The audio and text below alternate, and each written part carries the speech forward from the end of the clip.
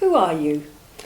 I am Amanda Lee Falkenberg, and I'm a composer and pianist, and I've been playing the piano since I was 2.5 years old. And in fact, I was thinking about the question you were going to ask me, and about 10 years ago there was this really interesting podcast my husband and I were listening to, and it was the whole describe yourself in 6 words. So here's my 6 words to describe me: organic spiritual seeker, playing with music. You've created a piece of music that has the potential to change our world. Tell us about that piece of music, please. That piece of music is called the Moon Symphony, and the reason why I think it has potential to change the world is because of the collaborative spirit that's going on with this symphony. It's not just the powerful healing vibrations of music, it's all these other incredible entities that have come on in around this Moon Symphony, such as NASA scientists and astronauts. I feel that through the power of music, it's a universal language, and everyone can relate to music, and everyone can relate to space, and everyone can relate to our planet. And that's why I think it really does have potential to make an impact. Can you talk to us about the basis for this? Frank White wrote a book 30 years ago called The Overview Effect.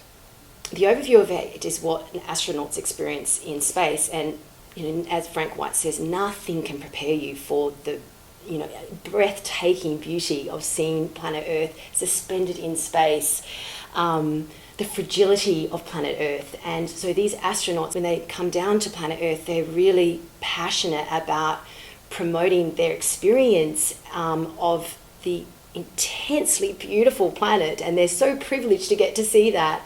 And so that's why the 7th moon is the most important moon in this symphony, because of the message that it carries.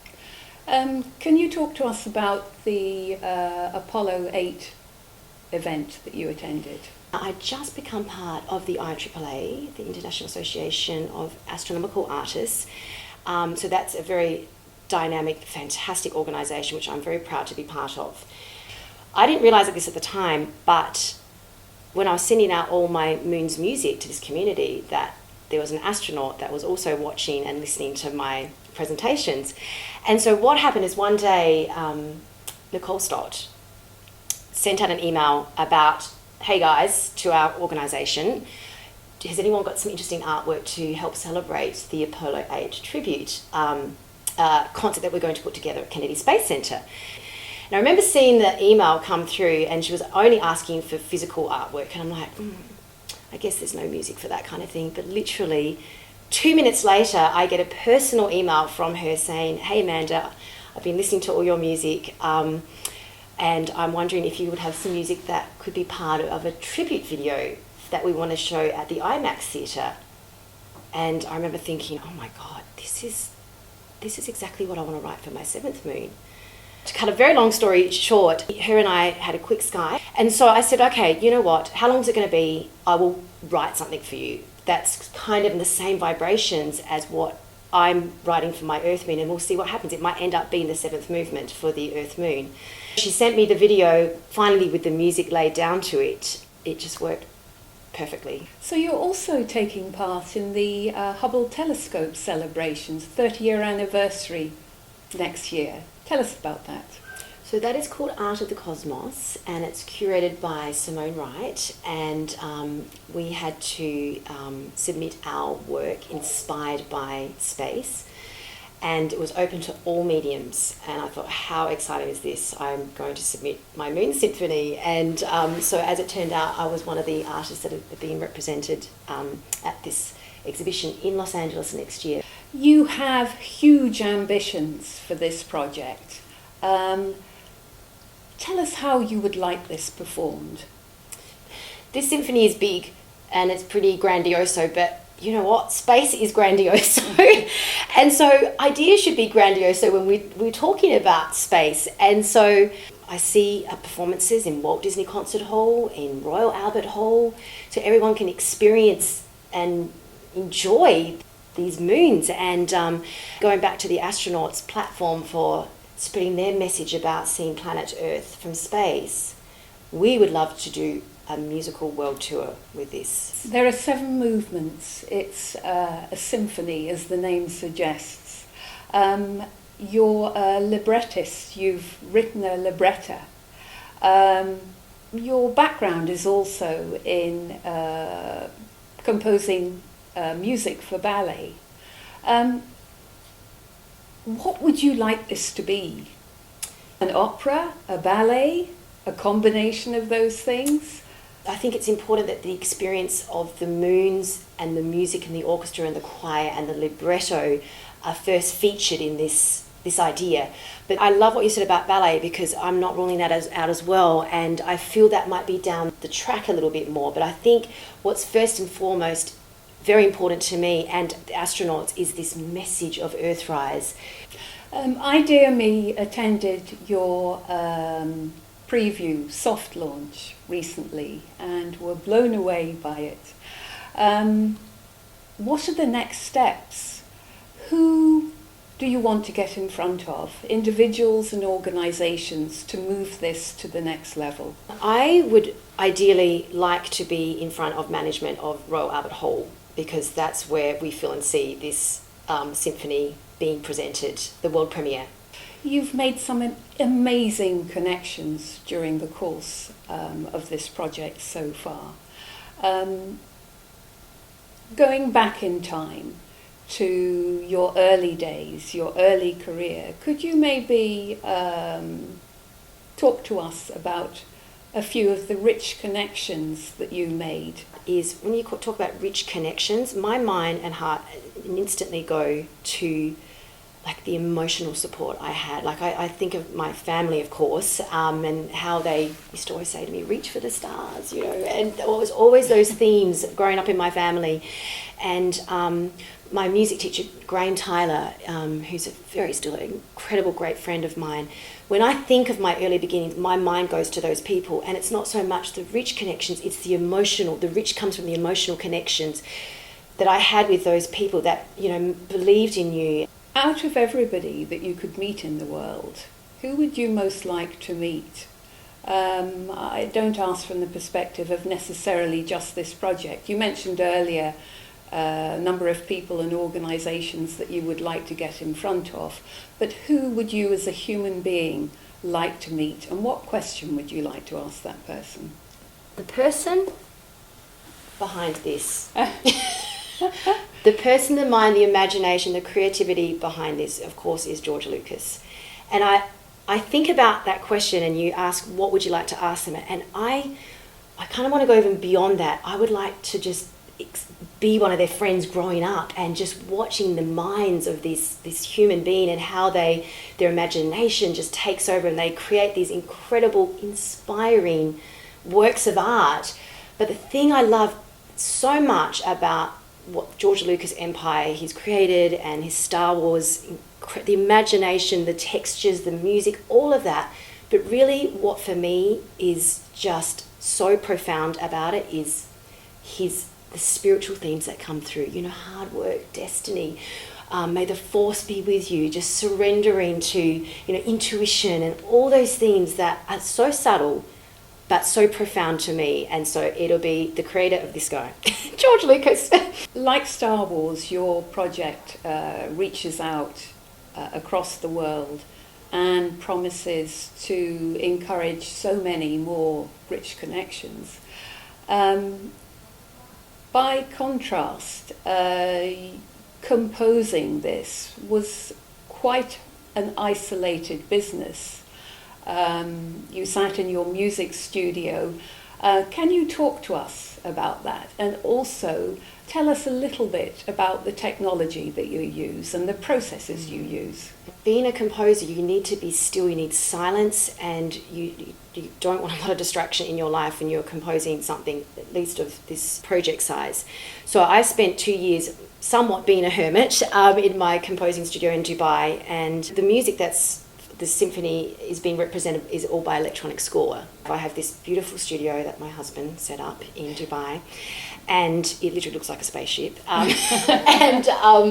And what hosts my symphony orchestra are these two, what they call Vision Door computers. They're incredibly powered to sample what an actual orchestra would sound like. So that is terribly inspiring for me. It's my happy place. But then I have done a bit of travelling back to London, obviously NASA JPL to present. And so I was getting out a little bit. And as my sister pointed out, more just to see if you're on the right path, if there's traction, evidence that there's interest in what you're doing. And so there was a lot of deep composing time, like pockets of months where I would just compose for 9 hours a day, 12 hours a day. But then I realised that I did have to get out and network. I mean, you know, this Moon Symphony isn't going to do anything without me letting a couple of people know about it.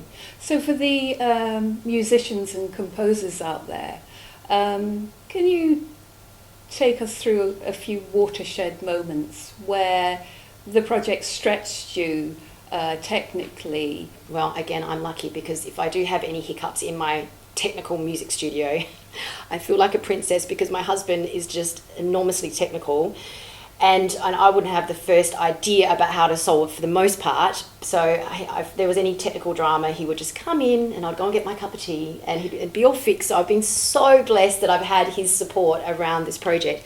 But I think just musically, you know, you need to be still. Well, for me, it's research as well. All the stories of these moons were driven by the science, and I would not go anywhere near my music studio though until I had done my research. So sometimes that might even take up to 3 months of researching a moon, and I just didn't feel I was doing service to that moon if I was sort of like half baking my understanding of it and sort of writing a little bit here. No, I would not enter the studio until I had absorbed and penetrated everything I possibly could about the science of the moon. I call it my incubation period.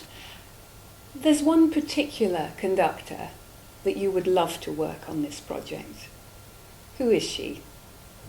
She is Maestro Marin Alsop, and she's doing incredible things all over the planet through her musical programs, and I've seen her in interview styles before, and she's very passionate about what she does. Her vibration just really speaks to me. As an artist, as a composer, as someone who, you know, can change the world through music, I just think it's going to be Marin Alsop, and we want to change the world through music, and that's why I see her and this symphony totally united together, if she's interested.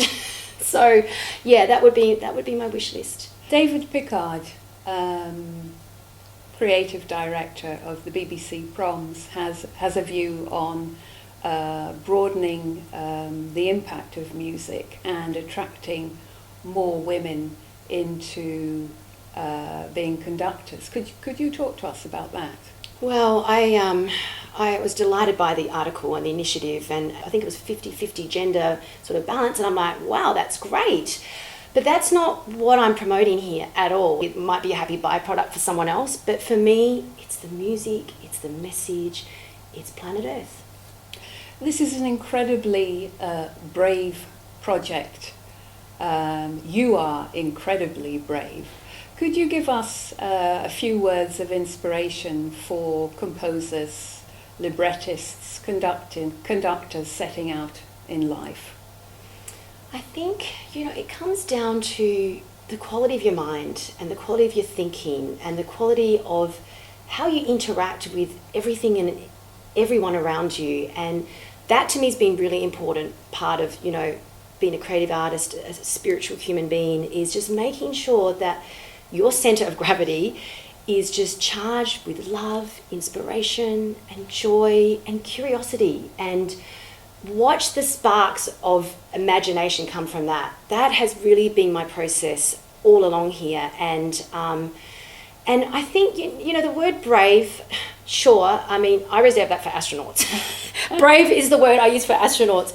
This is just someone who loves what she does. And I think that's the key message. You love what you do, you never work another day. And, you know, that's not to say I've had enormous amounts of training and, you know, ask my mum, every time something happens positive for the moon, she'll say, darling, you've worked so hard for this though. You know, I'm like, oh, thanks for reminding me, Mum. I don't see it like that because I love what I do, and I feel so privileged that I have had this opportunity to write for these moons. I think that's what it comes down to. I feel so privileged and honoured as an artist team up my music and imagination with this project. So you go on a world tour. How will the world change? How would you like the world to change as a result?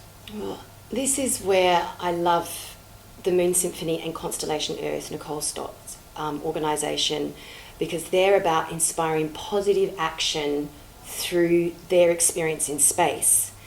And that's what we love about the platform of this Moon Symphony, is that it's kind of like the musical platform for their message to be encoded with the world. So it's not just the music, it's the aura of the astronauts are all part of this symphony, because we're all in awe of what their bravery to go to space and experience this. But then you team that up with music, I just think that could be a really potent experience for everyone. And I think, you know, people have their own relationship with music, and that was really important to me, to create music that everyone could resonate to. I'm not going to try and change the art form of this. It's, you know, I just want it to be emotionally charged and interesting facts kind of embedded in it. And then the anthem for Earth Moon comes round, and we're reminded about how incredible this planet is, and I think everyone can relate to that, and that's why I think this could have an impact. Amanda Lee Falkenberg, composer of the Moon Symphony, thank you so much for your time. It's been an absolute pleasure. Thank you very much. It's been an honour for me to be here today. Thank you.